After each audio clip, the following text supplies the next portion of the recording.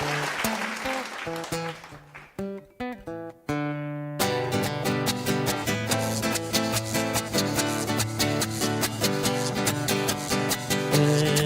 mio Juan mirome, díxome galana que guapina estás.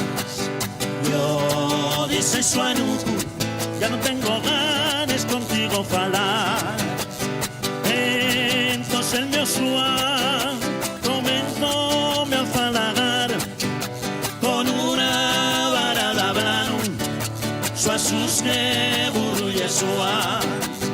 Entonces el mio Juan comentóme a falagar con una vara de hablano, su asusque burro y Juan.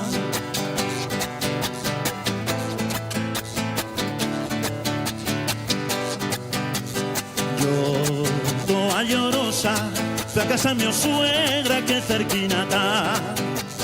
Díxome la vieja, non tomes asina les coses de Xuan, porque no Xuan ye tan burro que no lo hay más, tan vago que no trabaja, ni piensa de trabajar, porque el mío Xuan ye tan burro que no lo hay más, tan vago que no trabaja, ni piensa de trabajar, porque el mío Xuan ye, todos los vecinos critiquen al mío Xuan.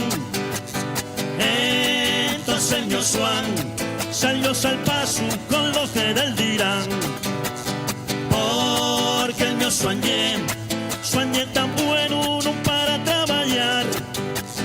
Entonces el mío Xuan faime el formiento, también amasa el pan.